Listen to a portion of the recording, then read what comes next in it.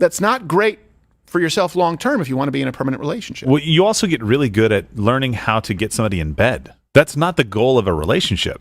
That's not what you want for a relationship. Like, that's not the skill that it takes to be in a relationship. And really, we've talked about this on other shows. Like, we do need to bring some shame back. Like, yes. I'm shaming the guys that are doing this too, and shaming the women. Like, I'm doing it for your own good. You need to be ashamed of doing these things. Average 25-year-old woman went to college in the United States. What do you think the average body count is? It's in that 20 to 50 range. Yeah, I would say the same because the people I surrounded myself with. So let's say it's around 20 to 25. Let me ask you this. For a relationship to last, who has to be more sexually experienced in a relationship, the man or the woman? Man. That's why you need 50.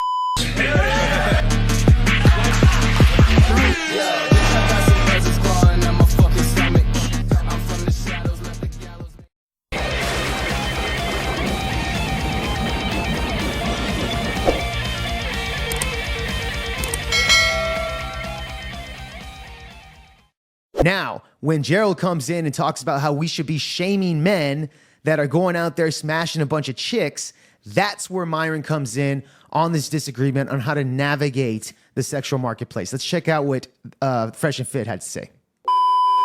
In the Bible, it talks about end times, where good will be evil, evil will be good. Yeah. And it's crazy because we're telling women to become better for themselves and their family, but they don't care what men actually want. It's what they want. So it just sucks. Yeah. And I saw, behold, a pale whore. Chlamydia followed with it. Yes. Oh my goodness. No, I was going to say that it's since women are more promiscuous now than before.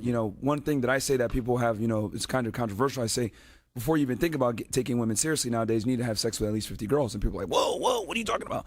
And the reason why I say that is because if you get into a relationship dealing with a lot of modern women where they're racking up 10 bodies, 20 bodies in a semester in college, because more women attend college nowadays, and there's I call it the deregulated sexual marketplace. Women basically are able to hook up with whoever they want, and if you leave women to their own devices, what do? They typically pick the best guys, and they're smashing a lot of these guys, and it's easy for them. So as a man, you don't want to get into a relationship with a girl that has been ran through, and you're not able to see it. I call it like basically getting in the ring with someone who's a black belt and you're a white belt, because you're not necessarily experienced enough to be able to. How do I say this? Combat and or identify certain characteristics that would disqualify her from a serious long-term relationship. And guys have to learn this skill now. It used to be, back. But they won't learn the skill through sleeping with a bunch of women, though. You need to learn the skill through screening for values and actually like finding someone. And I get that there's a lot of dishonesty, right? And there's a lot of deception. But I don't know if a guy's necessarily going to learn like, I slept with 50 women, therefore I know that you banged 14. It's not a hard 50. It's not a hard 50. It could be like 35, 40, whatever it may be. But what I am... Yeah. Here's the thing. I completely agree with Myron, but at the same time disagree with him, if that makes sense. Because before the days of the internet, I think men had to go out there and deal with a bunch of women in order to understand women to a particular degree, at least as screening for marriage, relationships, etc. Now with the new age of the internet coming in, the modern day woman is more hypergamous than ever, right? And I would recommend, I don't know if you need to deal with like 50 bodies in order to understand that, because with the flow of information, you can literally watch Myron Gaines' podcast and understand women better, and you don't have to go out there and sleep with them. Now, you still have to deal with them, don't get me wrong, but with today's age of information, you could go to on the internet and find mentors to help you out. Like that's how connected we are these days. So I don't think necessarily you need 50 bodies, but you do need to deal with a good amount of women. I would agree with Myron to an extent. Saying is that guys need to get out there and deal with a lot of girls. And I know this kind of clashes with, traditional conservative values a lot of times, where they're like, hey, you should be trying to be monogamous, find a woman. Even though I think that is a great template maybe 50 years ago, in today's day and age, with the way how women are and how promiscuous they are, and how a lot of women sell men a dream, or they sell purity, men deal success, women deal purity. I think you need to be able to identify women that are promiscuous, and a way to do that is by sleeping with them. And I'll say this, the reason why it's sleeping with them versus just courting them and dating them is because that's a woman's main commodity. Like, once you sleep with her, you've pretty much conquered that woman, not to sound crazy, but you're able to identify the games. Yeah. Well, no. Yeah, what Myron means by sleeping with a woman's her main commodity is because men want to get sex, right? Women's main control over a guy is her pussy. So if you can get her pussy, if she likes you enough for her to open her legs to you, then you're doing something right to a particular degree. And so that's what he means by conquering. That does sound bad if you just say it that way, but yeah, that's what he means by conquering. But then it could also become, this is where we would disagree, but I think it becomes a vicious cycle because then not wanting women to have a high body count and you have a body count of 50, right? It makes it, that's kind of what feminism was predicated on. They go, well, men are doing this, so we shouldn't. The truth is, it's not good for anyone, but I understand what you're trying to say. This is the reality of the world we live in. Hopefully there is a split the difference. You were in law enforcement, right? Yeah. So you were in law enforcement. Yeah. Do you ever get trained on how to spot a fake ID? It may not have been part of what you were doing, right? But no, we have like fraudulent documents, yeah. Yeah, so anybody that's trained on how to spot a fake ID studies the original. You don't study the fakes because that can change. You study the original so that you can understand and see when something is off. So I would disagree with you wholeheartedly on this, saying, look, if you want to find a pure woman, study what that is. Go and find what that is so that you know what to look for, not necessarily what not to look for, because I think you're going to be fooled. Like you said, women now will sell purity. I never really put it into those words, but that makes sense, right? That makes sense. Like I haven't been somebody who's going out and sleeping around. You need to be able to identify the lie, not because you've been down in the mud with them, but because you have stayed out of it. Here's the problem, though. We saw earlier a clip of the woman talking about her experiences, right? Yeah. With a guy. Did he have sex with her? No. So off rip, she came in selling purity, selling like, oh, I'm a good girl. But from experience, if you knew who she was as a person, you'd be like, hold on a second here. You're coming to Miami. I got to pay for stuff. I got to get experiences. That should have been the first sign. But again, most guys don't know because they don't have the they experience. don't know. So you need the experience on some level. Yeah, again, like I said, is this the best way to deal with things? No. But I'm a big proponent on guys, fighting fire with fire and dealing with women in 2023 the same way they deal with us. Women, I hate to say this, in the dating game nowadays, they treat men as expendable commodities. That's why they're able to do the things that they do and just move on, etc. No, I tell guys, in a good way. I tell guys to date like women do, and you treat them like expendable commodities as well. Because my thing is this: I see what you're saying, like as far as like finding a pure girl, but you're going to have to be able to identify the bad ones to know what a good one is. But the problem is, if you do that, you will make yourself no longer an option for the good girl. She's not going to want a guy who's done that. And so now the only women you can end up with are the women with the 50 body count. See, here's where Steven Crowder kind of gets it wrong here, because he's coming from a perspective that men and women are equal even within the mates that they choose. Statistical wise, that doesn't even match, because women don't necessarily care about a guy's body count. I mean, they won't ask because they don't care. A guy, on the other hand, they find out that she's racked up 35 bodies, like she's taking the advice of Myron Gaines, automatically disqualifies her as wifey material, because again, men seek purity.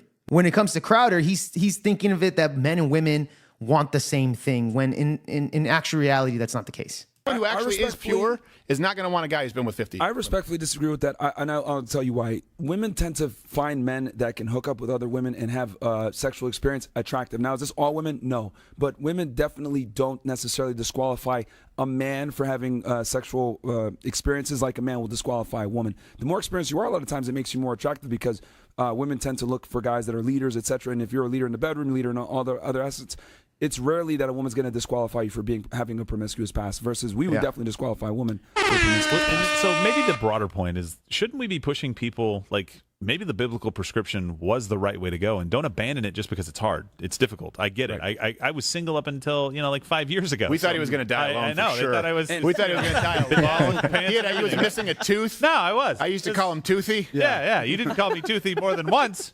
And I want to be very clear too that I think the nuclear family is the backbone of any thriving society. I think that's how the United States became the world superpower, was on the back of nuclear families. I think a man should be with a woman and we should have children. But unfortunately, with the way things are now, where we have this deregulated sexual marketplace where women control everything, I want to put men in a position where they're able to properly ascertain that woman's value, to give her that commitment, because guys take on such a huge risk. Don't sleep with her. Don't sleep. And I agree with you that they are. The minute my wife, who's now my wife, at the time, the girl that I was dating, we talked about sex early and said, hey, I'm waiting, that immediately turns people on or off. It turns people off that are like, hey, I'm just interested in sex. And it turns somebody on, not in a sex way, but it turns like, ooh, okay, so this guy has some morals. This guy has a little bit of what I'm looking for. There's some character there. There's something more than just, hey, I'm trying to get in your pants there. You think there's chicks out there that are like, oh, this guy's got morals? Like my pussy's like just waterfalling right now. I agree with you. Like, I think the problem that we're facing is that society, you're correct, is crazy, right? I don't think you play into their hand, though. I think you have to go a completely different direction. Well, there's Say, also guys, another. My primary issue is once we get past the entry point. Church has failed men in a lot of ways here, where that woman's talking about, hey, I expect this. Okay, how about a prenup? Your wife, if she wanted to, if she were that person, could leave you tomorrow and take all your stuff, even though you both waited. And that's a separate problem. So there's so many barriers to entry now for young men. Yeah, no, 100%. Now, Steven's right on this. Now, remember, Steven Crowder recently went through or is going through a divorce currently with his wife, where he married her when they were like 23 years old or something like that. They married for about 10, 11 years. And then she initiated the divorce and took half his shit, right? But Steven did everything right, everything correct, right by the book, followed the church, etc., and it still led him to a divorce 10 years later. So, I mean, again, I think Steven is a little bit more red pill aware now. And I think again, there's a reason why he brought in Fresh and Fit into the studio to talk about this stuff. Hold on a second. First off, body count. And then let's assume that we all find common ground and you each find a person who is actually loyal, a person who actually does value their body and values their partner. There still is a contract right now that doesn't make sense. And men are saying, even if all of that happens, I would rather, and here's another report, 1/3 of men between ages 18 to 24, no sexual activity at all in the previous year. A lot of them aren't even interested in it at all. That's why you have Western men becoming what they call passport bros. Look, I'd call this the 99 and 99 rule. Okay, and I will have this, and I've discussed this before, but maybe this might be new to you guys. I'll ask people who are married, a couple. And I'll say, okay, you're married, and this is your husband. I say, okay, something goes bump in the night. Is he expected to go down and take care of it? And the woman invariably says yes. And if you're at home right now, answer these questions. Does he go down? Or do you go down and say, hey, hubby, lock the door? No, he is. Okay. Does he work? Does he provide for you? I'm not asking if he's rich. Does he work? Does he provide for you? Okay. I've now crossed a threshold, but I'm going to ask you one more question. Does he ever do anything nice for you, like flowers or anything sensitive? Okay, congratulations. You are now with a man who is doing more than 99% of men ever since the beginning of time, especially if he listens to you discuss problems that have no effect on him. No one in the nomadic days, or if you go back to any ancient civilization, was that expected of men. Then you ask of course. Women, okay, so flip side.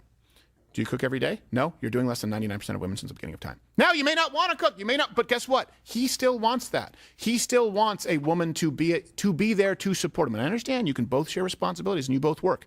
But the expectations of men have changed so much, and the desires of men that they have in women have not changed. That's why you see things like we talked about passport bros. Yeah, so there you have it. Steven Crowder, I can agree to a particular extent with Steven. In order to destroy a society, you need to destroy the nuclear family. And I can completely understand with guys going out there being promiscuous can have a threat to that. But I'm going to say this, man. Men aren't necessarily out there. It's only a small percentage of men that are going out there smashing a bunch of women, okay? It's really not that big of a fucking problem if you really think about it. The biggest problems in society is the feminist movement. And it happened since the sexual revolution when we told women that you could be just like a man. This is how we gave them birth control, right? We gave them birth control. We gave them abortion. We're taking out all responsibilities of women, making sure they choose the correct mate. So that way they don't go after the bad boy, because the bad boy is a bad bet as far as your child's future, right? So we can't rewind the clock at this point, okay? We can't go and tell women, hey, by the way, we're going to take away that birth control, no more abortions, and you ain't